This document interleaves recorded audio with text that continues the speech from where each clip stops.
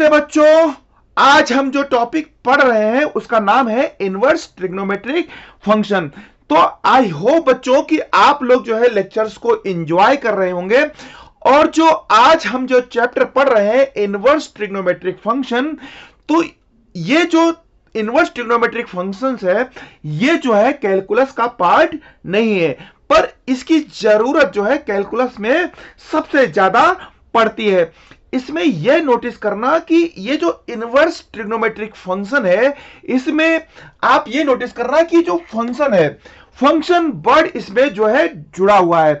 अब यहां पर ये आप देखो कि यहां पर जो है हम जब इनवर्स ट्रिग्नोमेट्रिक फंक्शंस पढ़ रहे हैं तो यहां पर ये आप ये समझो कि बहुत ही very very important part of JEE mathematics. और ये जेई के साथ साथ में ये बोर्ड एग्जाम में भी बहुत अधिक महत्व रखता है। तो इसे बहुत ज्यादा इंपॉर्टेंट इसलिए भी माना गया है कि इसकी जरूरत बहुत ज्यादा आपको पड़ने वाली है। तो जो इनवर्स ट्रिग्नोमेट्रिक फंक्शन है, इनवर्स ट्रिग्नोमेट्रिक फंक्शंस को आपको जो है डिफरेंशिएशन करने पड़ेंगे इसके, और जो है इसको इंटीग्रेशन में भी आपको यूज करना पड़ेगा। तो इसका यूज हमें जो है काफी जगह पर होने वाला है। और अगर वेटेज की बात करें तो एक क्वेश्चन जो है इस पर डेडिकेटली आपको आने वाला है।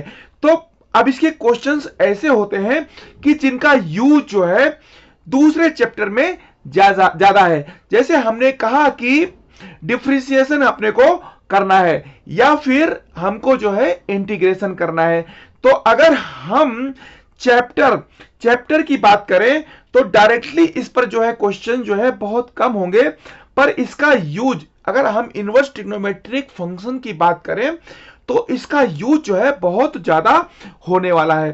तो हम जो इनवर्स ट्रिग्नोमेट्रिक फंक्शन हम यहां पे पढ़ने वाले हैं, तो यहां पे जो वर्ड फंक्शन है, फंक्शंस पे हमको फोकस करना है कि जो वर्ड फंक्शन है ये क्या है। ये जो है ये जो है ऑब्वियस जो है ये जो है हम आईटीएफ में देखेंगे, इनवर्स ट्रिग्नोमेट्रिक फंक्शन में देखेंगे कि बेसिकली जो है इनवर्स ट्रिग्नोमेट्रिक फंक्शन जो है एक फंक्शन ही है। तो हमने फंक्शन में बेसिकली हमने क्या देखा कि एक बात पढ़ी है कि फंक्शन जो है हमारे जो है इनवर्टिबल होने के लिए, अगर फंक्शन हमारा इनवर्टिबल है तो उसके लिए हमको क्या समझना पड़ेगा कि फंक्शन हमारा अगर इनवर्टिबल है तो ये जो है 1 to 1 और जो है 1 1 और ऑन टू होना चाहिए, क्योंकि हमने जो फंक्शन है इसको बहुत ही डिटेल में आपको जो है हमने लेक्चर में समझाया हुआ है। तो उस टॉपिक को हम यहां पे सिर्फ जो है ब्रीफ में उठाएंगे। तो हमको यह पता है कि फंक्शन में हमने यह बात पढ़ चुके हैं कि एक फंक्शन को इनवर्टिबल होना चाहिए।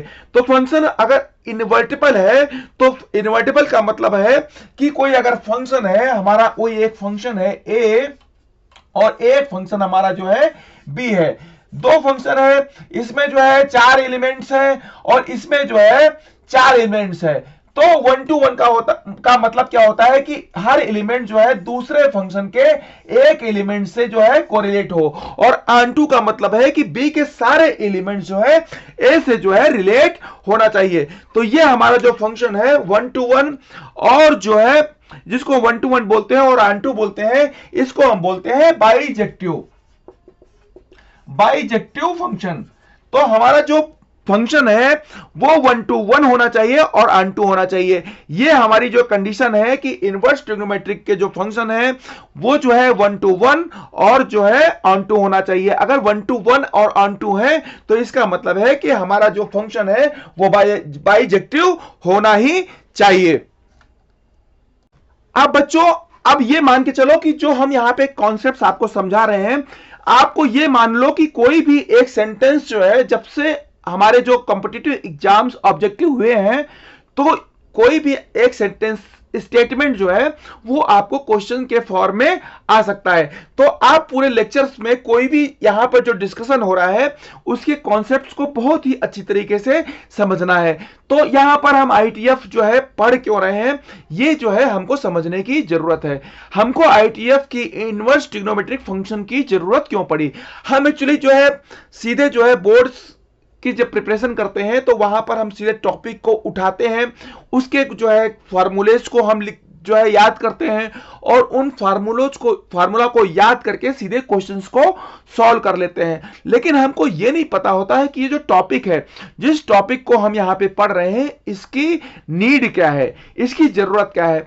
हमको अगर इसका जो है रियल इंपॉर्टेंस अगर अब हमको पता है कि कोई टॉपिक हम जो है क्यों पढ़ रहे हैं, तो अब हम जो है अगर ये हमको समझ में आ गया कि किसी टॉपिक को हमको क्यों पढ़ना है, तो हमारा इंटरेस्ट डेवलप होता है और उस टॉपिक को हम बहुत ही अच्छी तरीके से समझ पाते हैं। तो अब हम ये समझते हैं कि अगर हमको किसी एंगल की जरूरत है, मान लो कि कोई हम जो है एंगल लेते हैं और हम उस एंगल का अगर हम यहां पे साइन लिखते हैं, अगर हमने जो है उस एंगल का साइन लिख दिया और साइन हमने लिख दिया 3/17, इस तरीके से हमने जो है कोई एक जो है एंगल लिखा और एंगल को हमने लिख दिया साइन थीटा इक्वल टू 3/17। तो हमने क्या किया कि एंगल जो है जो कि साइन है 317 का जो है, तो एंगल का जो साइन हमने लिया वो जो है 3/17 है। तो जैसे मैंने आपको बोला कि एक एंगल बता दो कि जिसके लिए जो है साइन थीटा की वैल्यू जो है 1/2 है। अगर हमने आपको बोला कि कोई आप ऐसा एंगल बताओ जिसके लिए साइन थीटा की वैल्यू जो है 1/2 है, तो यहां पर हम देखते हैं कि यहां पर इनफाइनाइट एंगल्स जो है यहां पे आते हैं। तो हम क्या कह सकते हैं कि यहां पर यहां पर जो हम एंगल है, ये इसकी वैल्यू जो है थीटा की वैल्यू क्या हो जाएगी, पाई/6 बोल सकते हैं या फिर 30 डिग्री बोल सकते हैं। तो हमको जो है यहां पर जो है एंगल जो है वो क्या आ गया, पाई/6 आ गया। अगर हम ये कहते हैं कि अगर जो साइन थीटा हमारा क्या है 3/17 है, तो ऑब्वियसली साइन थीटा किसी एंगल के लिए जो है 3/17 होगा। तो पर हम किस तरह से उस एंगल को लिखेंगे, जैसे कि अब हम अगर बात करते हैं कि जो है हमने ये लिखा कि 2/x लिख दिया हमने जो है 4। तो यहां पर हम देखते हैं कि जो x की वैल्यू हमारी क्या हो जाती है, 2 हो जाती है। अगर हमने जो है 2 की पावर x इक्वल टू 4 लिखा तो हमारी x की वैल्यू क्या हो जाती है, 2 हो जाती है। पर अगर हमने 2 की पावर x को हमने लिख दिया यहां पर 5, 2 की पावर x को हमने 5 लिख दिया, तो हम ऐसे नंबर को नहीं जानते, इसमें जो है हम ऐसे नंबर को नहीं जानते जिसमें जो है हमको जो है x की वैल्यू जो है पता हो जाए। तो हमने इसके लिए क्या किया, इसके लिए हमने जो है लॉगरिथम को हमने जो है यहां पर इंट्रोड्यूस किया। तो जैसे कि हमको जो है x की वैल्यू नहीं पता है, हमने यहां पर जो है लॉग को इंट्रोड्यूस किया, तो वैसे ही मैं कहूं कि अगर sin x equal to half है तो हम x को लिख सकते हैं। पर अगर जो है sin x इक्वल टू 3/17 है, sin x इक्वल टू 3/17 है, तो हम किस x की वैल्यू, अगर हम बात करें कि sin थीटा इक्वल टू 3/17 है, तो किस थीटा के लिए sin थीटा की वैल्यू 3/17 जो है हम कह सकते हैं।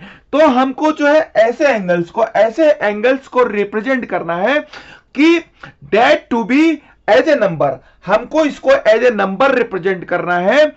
और इस चीज के लिए हमको जो है इनवर्स ट्रिग्नोमेट्रिक फंक्शन की जरूरत पड़ी। तो हम कह सकते हैं कि जो यहां पर जो है हमने यहां पर लिखते हैं कि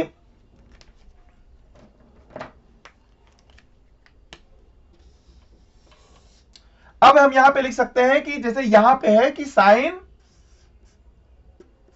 इनवर्स x, अगर हमने यहां पे साइन इनवर्स x लिख दिया तो हमारा जो साइन इनवर्स x है, यहां पे हमने क्या लिखा है कि अब हमने यहां पर साइन इनवर्स x लिख दिया, तो साइन इनवर्स x को हम जो है आर्क लिख सकते हैं आर्क साइन एक्स। प्रीवियसली जब हम अपनी हिस्ट्री में जाते हैं तो साइन इनवर्स एक्स को हम जो है आर्क साइन एक्स से भी रिप्रेजेंट करते थे। अब जो है आर्क साइन एक्स जो है लिखना जो है बहुत अधिक लंबा हो जाता है, तो आर्क साइन एक्स ना लिख करके हम जो है साइन इनवर्स यहां पर जो है एक्स लिखना प्रिफर करते हैं। तो हम यहां पर देखते हैं कि जो हमारा साइन इनवर्स एक्स है, एक्स की वैल्यू हमारी 3/17 है और इसको हम क्या लिख सकते हैं थीटा के बराबर। तो sine inverse x equal to क्या हो गया arc sine x. Arc sine x हम ओल्ड जो है वर्जन में लिखते थे, पर हम ये लिखना जो है आर्क साइन एक्स लंबा होता है, तो हम उसकी जगह पे साइन इनवर्स एक्स जो है यहां पर लिखते हैं। तो आर्क साइन एक्स और साइन इनवर्स एक्स जो है दोनों जो है सेम है। तो हमारी जो डिफिनीशन है, डिफिनीशन की अगर हम बात करें तो साइन इनवर्स एक्स जो है ये क्या है एक नंबर है, और ये क्या है नंबर क्या है एक एंगल है, क्योंकि हमने बताया कि साइन इनवर्स जो है इक्वल टू थीटा के बराबर है। तो sine inverse x is the angle, और ये एंगल क्या है रेडियन में है। अब ये जो है एंगल जो है हमारा डिग्री में नहीं है, तो अब ये जो है हमने देखा कि sign inverse x is the angle in radiance, ये डिग्री में नहीं है, और ये बिलोंग्स किस में करता है, ये बिलोंग्स करता है -π/2 से π/2 तक।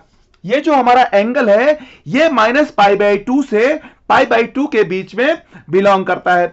अब ये इसके बीच में क्यों बिलोंग करता है, इसको हम जो है फर्दर जो है इसको जो है हम फर्दर समझ लेंगे कि ये जो है -π/2 से π/2 के बीच में ही क्यों बिलोंग करता है। तो बहुत बार हम इसका मतलब नहीं समझ पाते कि साइन इनवर्स जो है साइन इनवर्स एक्स क्या है। तो इसको देखते ही जैसे ही हम साइन इनवर्स एक्स को देखते हैं तो हमको ये देखते ही हमको ये समझना पड़ेगा कि साइन इनवर्स एक्स जो है एक एंगल है। Sine inverse x is an angle, और वो एंगल किसमें है रेडियन में है। तो sine inverse x equal to theta, और ये जो थीटा है ये जो है रेडियन में है।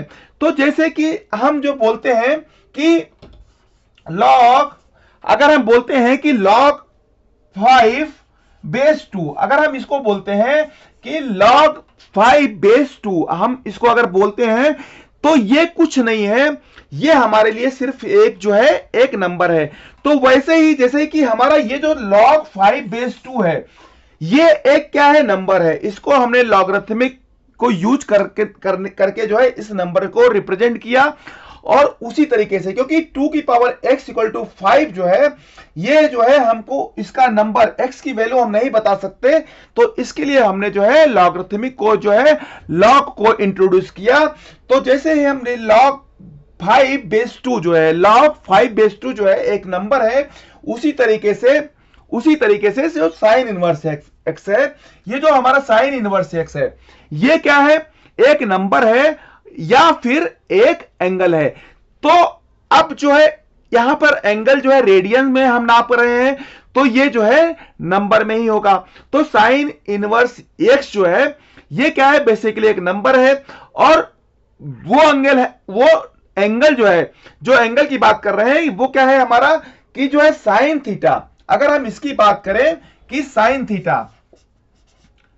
थीटा इक्वल टू क्या हो जाएगा हमारा जो है एक्स हो जाएगा, क्योंकि यहां पर हम देखते हैं कि sine theta equal to x होगा, और वो जो है -π/2 से π/2 के बीच में, ये जो है थीटा की वैल्यू जो है -π/2 से π/2 के बीच में ही होनी चाहिए। तो अब हम जो है अगर जो है साइन थीटा इक्वल टू हमने जो है 1/2 लिखा है, और अगर जो है अगर हमने यहां पे साइन थीटा इक्वल टू, तो अगर हमने जो है यहां पर लिख दिया साइन इनवर्स 1/2, अगर हमने जो है साइन इनवर्स 1/2 लिख दिया, और अगर हमने इसका जो है साइन ले लिया, इसका हमने अगर साइन लिया, तो हमारा जो इसकी वैल्यू है ये हमारी क्या आ जाएगी, ये हमारी आ जाएगी 1/2। तो हम यहां पे क्या कहते हैं कि ये जो साइन इनवर्स 1/2 हम यहां पर लिख रहे हैं, ये क्या है, एक एंगल है, और इसका जो है, इसका अगर हमने साइन लिया तो साइन लेने पर 1/2 आएगा।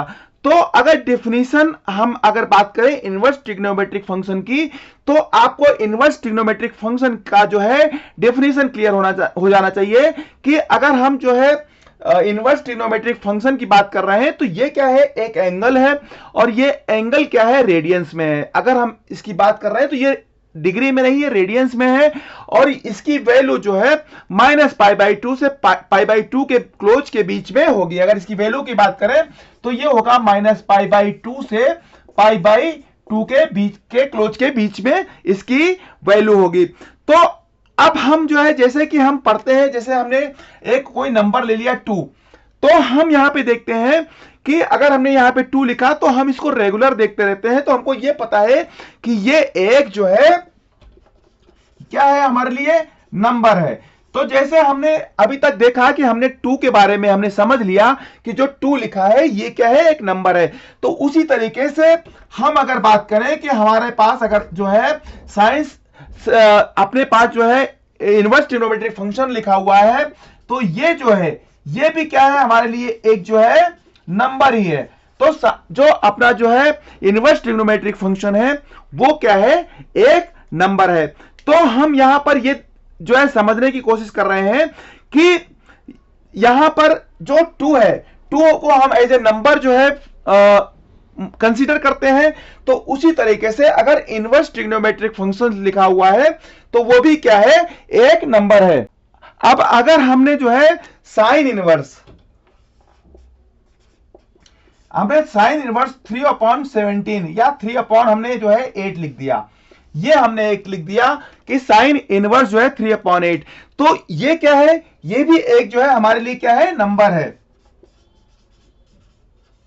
साइन इनवर्स 3/8 भी हमारे लिए क्या है, एक नंबर है, और ये नंबर किसमें है, रेडियंस में है। तो हमको जो है ये समझ में आना चाहिए कि जो इनवर्स ट्रिग्नोमेट्रिक फंक्शन है, इनवर्स ट्रिग्नोमेट्रिक फंक्शन जो है वो कुछ भी नहीं, एक नंबर को रिप्रेजेंट करता है, और वो नंबर जो है रेडियंस में होता है। तो बेसिकली जो इनवर्स ट्रिग्नोमेट्रिक फंक्शन है, हम लोग कोई भी चैप्टर को उठाते हैं, सीधे जो है उसके फार्मूलेस पे जाते हैं और उसके क्वेश्चंस को सॉल्व करने लगते हैं। लेकिन अगर कोई टॉपिक हमने उठाया है और वो टॉपिक के कॉन्सेप्ट्स को, कि टॉपिक्स हम ये पढ़ क्यों रहे हैं, ये जो इनवर्स ट्रिग्नोमेट्रिक फंक्शन है ये क्या बता रहा है, और हमको ये अगर समझ में आ गया और ये क्या रिप्रेजेंट करना चाहता है ये हमको पता चल गया, तो हम जो है टॉपिक को बहुत अच्छी तरीके से एंजॉय कर सकते हैं। तो ये जो टॉपिक है एक्चुअली क्या है, बहुत इंपॉर्टेंट है। क्यों इंपॉर्टेंट है, क्योंकि इसका जो है यूज जो है आपको बार बार डिफरेंशिएशन और इंटीग्रेशन में आपको इसकी जरूरत पड़ने वाली है, और जब आपको इसकी जरूरत पड़ेगी तो आपको यह पता होना चाहिए कि इनवर्स ट्रिग्नोमेट्रिक फंक्शंस क्या है। तो इनवर्स ट्रिग्नोमेट्रिक फंक्शन क्या है, एक नंबर है, और वो नंबर क्या है, रेडियन में रिप्रेजेंट हो रहा है। तो आपको यह पता चल गया कि ये जो हमने इनवर्स ट्रिग्नोमेट्रिक फंक्शंस की बात कर रहे हैं, ये जो है एक नंबर को रिप्रेजेंट कर रहा है, और वो नंबर क्या है, रेडियंस में। अब इसके बाद जो है हमको ये जो है अगर एंगल को रिप्रेजेंट कर रहा है, तो हमने ये देखा कि ये जो है -π/2 से π/2 के बीच में बिलोंग करता है। तो हम इसके डोमेन और इसके रेंज के बारे में, क्योंकि फंक्शन है तो इसके डोमेन और रेंज के बारे में बहुत डिटेल में नेक्स्ट लेक्चर में जो है समझेंगे। तो होप बच्चों आपको ये लेक्चर बहुत ही अच्छा लगा होगा, आपको बहुत ही अच्छी तरीके से इनवर्स ट्रिग्नोमेट्रिक फंक्शन के बारे में पता हो गया।